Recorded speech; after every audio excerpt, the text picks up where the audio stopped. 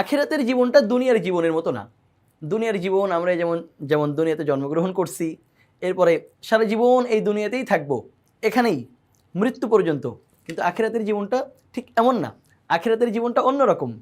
আখিরাতের জীবনে মৃত্যুর পর আমাদেরকে কবরে যেতে হবে, কবর থেকে কিয়ামতের সময় উঠতে হবে, সেখান থেকে হাসর আছে, মিজান আছে, সিরাত আছে, জান্নাত জাহান্নাম, নানা রকম স্তরে ভরা আখিরাতের জীবন। তো আখিরাতের জীবনের স্তরগুলো সম্পর্কে আমাদের জানা আছে, বইয়ে আমরা পড়েছি, ক্লাসে অনেক আলোচনা শুনেছি। তো আখিরাতের জীবনের যে নানা স্তর আছে, এক কথায় আমরা সহজে বলতে পারি আখিরাতের স্তর। তো এই স্তরগুলো নিয়ে আমরা কিছু এমসিকিউ আলোচনা করব তোমাদের সাথে, যেগুলো খুবই গুরুত্বপূর্ণ। আশা করি এই ক্লাসের পরে তোমাদের আখিরাতের জীবনের যে স্তর সম্পর্কে যা জানা আছে, এই জ্ঞানের পরিধি আরও বিস্তৃত হবে ইনশাল্লাহ। তাহলে শুরু করি, আসো। আখিরাতের জীবনে আমাদের সর্বপ্রথম যে প্রশ্নটা করা হয়েছে, এটা হলো 172 নম্বর প্রশ্ন। পাশে দেখো লেখা আছে সকল বোর্ড, মানে সবগুলো বোর্ডেই এই প্রশ্ন আসছে, তার মানে খুবই গুরুত্বপূর্ণ প্রশ্ন অবশ্যই, তা না হলে সবগুলো বোর্ডে আসার কথা ছিল না। আখিরাতের জীবনের প্রথম স্তর কোনটি? আখিরাতের জীবনের প্রথম স্তর কোনটি? হাসর, কবর, কিয়ামত নাকি মৃত্যু? আখিরাতের জীবনের প্রথম স্তর হলো মৃত্যু, কারণ মৃত্যুর মাধ্যমেই মানুষ আখিরাতের জীবনে প্রবেশ করে।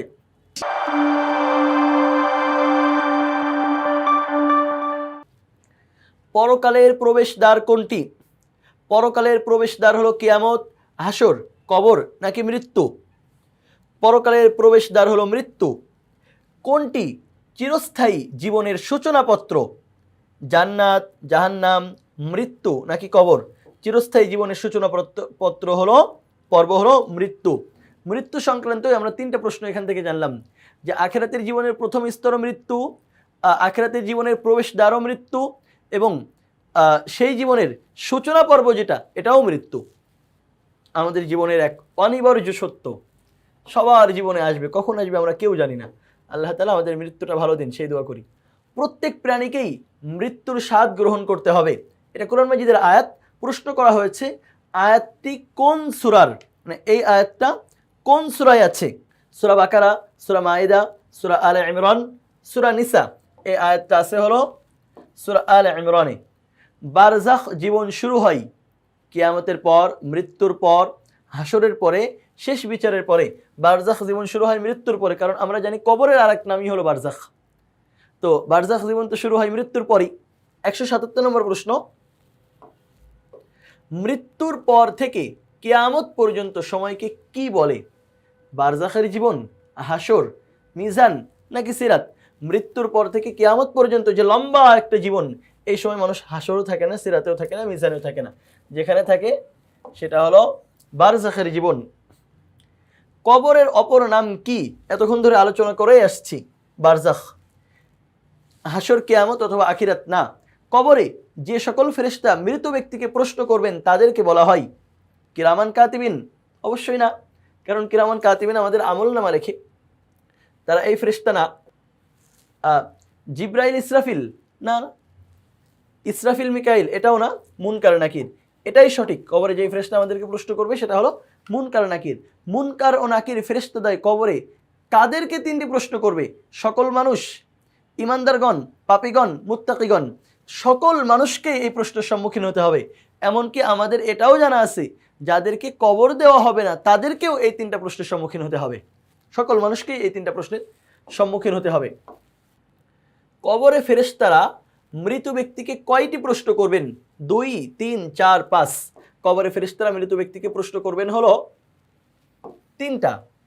কিয়ামত বলতে কয়টি অবস্থাকে বোঝানো হয়েছে? 2টি, 3টি, 5টি নাকি 7টি? কিয়ামত বলতে কয়টা অবস্থাকে বোঝানো হয়েছে? কিয়ামত বলতে বোঝানো হয়েছে 2টি অবস্থাকে।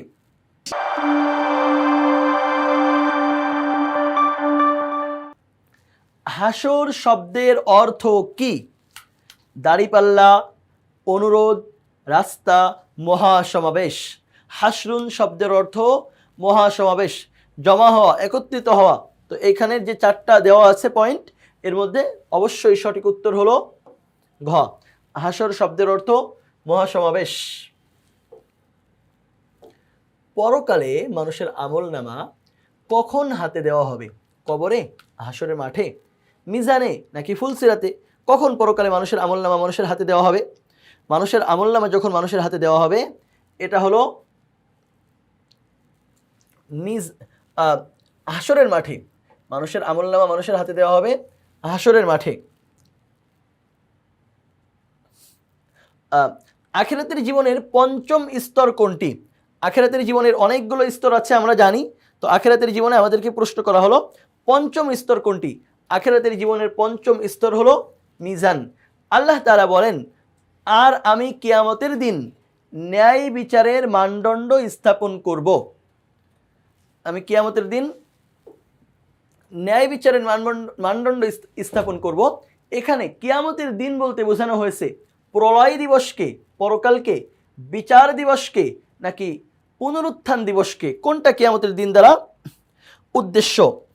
এখানে কিয়ামতের দিন দ্বারা উদ্দেশ্য হলো বিচার দিবস, যে মানদণ্ড স্থাপন করে বিচার করবেন, তো বিচার দিবসই উদ্দেশ্য হওয়ার কথা। যাই হোক, এখান থেকে আমরা বেশ কিছু এমসিকিউ পড়লাম।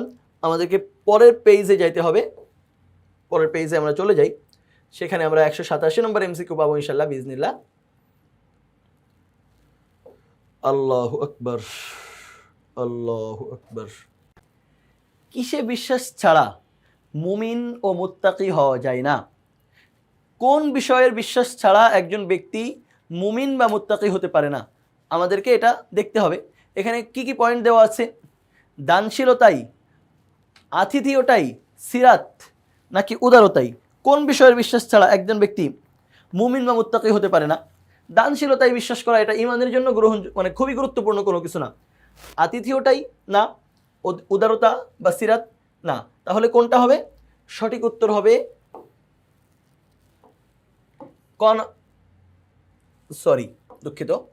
সঠিক উত্তর হবে গ, সিরাত।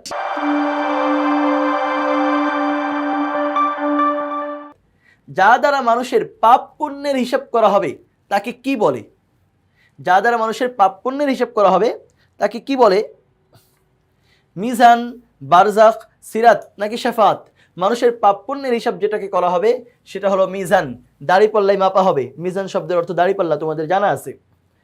ফুল সিরাতের সেতু স্থাপিত হবে জাহান্নামের উপর, জাহান্নামের নিচে, জান্নাতের উপর, জান্নাতের নিচে। ফুল সিরাতের সেতু স্থাপিত হবে জাহান্নামের উপর। তোমাদের প্রত্যেকেই তা অতিক্রম করবে, এটা তোমাদের রবের অনিবার্য সিদ্ধান্ত। এ বাণী দ্বারা কি বোঝানো হয়েছে? মিজান, সিরাত, জান্নাত নাকি জাহান্নাম? অতিক্রম করতে হবে, পার হতে হবে। তো মিজান তো পার হওয়া যায় না, জান্নাত জাহান্নামে তো অবস্থান করার জায়গা। আল্লাহ আমাদেরকে জান্নাত দান করুক, এই দোয়া করি। তো পার যেটা হইতে হবে সেটা হলো সিরাত। তাহলে এই প্রশ্নের সঠিক উত্তর হবে খ নম্বর, সিরাত। মুমিনদের সহজে ফুল সিরাত পার হওয়া কিসের উপর নির্ভর করবে? ইলম, ক্ষমতা, সুনাম, নেক আমল। কোন কারণে মুমিনরা খুব সহজে ফুল সিরাত পার হয়ে যেতে পারবে? মুমিনরা খুব সহজে যেটা দিয়ে ফুল সিরাত পার হতে পারবে এটার নাম হলো নেক আমল। তাদের নেক আমল থাকার কারণে তারা খুব সহজে সিরাত পার হয়ে যেতে পারবে। 192 নম্বর প্রশ্ন আমাদেরকে বলা হচ্ছে সিরাত পার হওয়ার ক্ষেত্রে কাদের জন্য আলোর ব্যবস্থা থাকবে? সিরাত যখন পার হবে তখন তো ওটা অন্ধকার থাকবে, কিছু মানুষের জন্য আলোর ব্যবস্থা থাকবে। তো আলোর ব্যবস্থা আসলে কাদের জন্য থাকবে এটা আমাদের এখান থেকে জানতে হবে। মুমিন ও মুসলিমদের জন্য, ইমানদার ও তাওবাকারীদের জন্য, মানুষ ও জিন জাতির জন্য, মুমিন ও নেক আমলকারীদের জন্য? এই প্রশ্নের উত্তর হবে মুমিন ও নেক আমলকারীদের জন্য। কারণ মুমিন ও মুসলিম যারা, তাদের অনেকের জন্য কঠিন আলোর ব্যবস্থা থাকবে না। ইমানদার, তাওবাকারী, মানুষ, জিন সবগুলোর ক্ষেত্রে একই কথা প্রযোজ্য। কিন্তু মুমিন এবং যারা নেক আমলকারী, অনেক বেশি আমল করছে, তাদের জন্য আল্লাহ তাআলা আলোর ব্যবস্থা করবেন। শাফাত শব্দের অর্থ কি? মহাসমাবেশ, মহাপ্রলয়, অনুরোধ করা, উদ্যান। শাফাত শব্দের অর্থ অনুরোধ করা। কারণ আল্লাহ রাসূল সাল্লাল্লাহু আলাইহি সাল্লাম কিয়ামতের দিন আল্লাহর কাছে অনুরোধ করবেন, হে আল্লাহ, আপনি ওর উম্মতকে জান্নাত দান করুন। এটাকেই আরবিতে বলা হয় শাফাত। নার এর শাব্দিক অর্থ কি? নার এর শাব্দিক অর্থ কাটা, বরফ, আগুন, আলো। কোনটা নার এর শাব্দিক অর্থ? নার এর শাব্দিক অর্থ হলো আগুন। এরপরের প্রশ্ন, কোনটির বিশ্বাস মানুষকে কৃতজ্ঞতা প্রকাশের সুযোগ করে দেয়? মানুষ কোন বিশ্বাসের কারণে কৃতজ্ঞতা প্রকাশ করতে পারে? এটা আমাদেরকে এই প্রশ্ন দ্বারা জানাতে হবে। পরকাল, রিসালাত, তাওহীদ নাকি তাকদীর, কোনটার বিশ্বাস মানুষকে কৃতজ্ঞতা প্রকাশের সুযোগ করে দেয়? আমরা জানি মানুষকে কৃতজ্ঞতা প্রকাশের সুযোগ করে দেয় যে বিশ্বাস, এটা হলো পরকাল বিশ্বাস। কিয়ামতের দিন শাফাআত করবে ফেরেশতা ও শহীদগণ, আলেম হাফিজগণ, আল কোরআন ও সিয়াম। কিয়ামতের দিন এখানে যেই পয়েন্টগুলো উল্লেখ করা হলো এর সবাই সুপারিশ করবে। তাহলে তিনটাই সঠিক, কোনটাই দেওয়া আছে? ঘ নম্বরে। তাহলে এই প্রশ্নের সঠিক উত্তর হবে ঘ। কিয়ামতের দিন ফেরেশতা ও শহীদগণও সুপারিশ করবেন, আলেম ও হাফিজগণও সুপারিশ করবেন, আল কোরআন ও সিয়ামও সুপারিশ করবেন ইনশাআল্লাহ বিইজনিল্লাহ। এরপরে 197 নম্বর প্রশ্ন, কোন কোন আমল কিয়ামতের দিন শাফাআত করবে? আল কোরআন, সিয়াম, যাকাত, সবগুলো আমল কিয়ামতের দিন সুপারিশ করবে কিনা? যাকাত কিয়ামতের দিন সুপারিশ করবে কিনা এই ব্যাপারে কোনো স্পষ্ট নির্দেশনা কোরআন বা হাদিসে আমরা পাই নাই। তাহলে আমরা যেটা জানি সেটা আল কোরআন সুপারিশ করবে, সিয়াম সুপারিশ করবে, এই দুইটা। তো 1 আর 2 কোন পয়েন্টে আছে?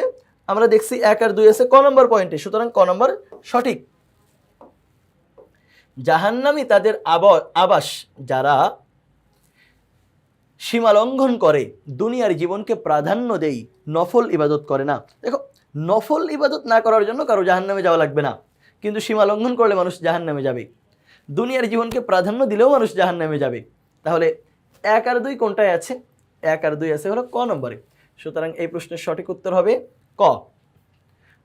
দুনিয়ার জীবন এই সীমা লঙ্ঘন করে যারা, এবং যারা দুনিয়ার জীবনকে প্রাধান্য দেয়, এরা কিয়ামতের দিন তাদের আবাস হবে জাহান্নামে।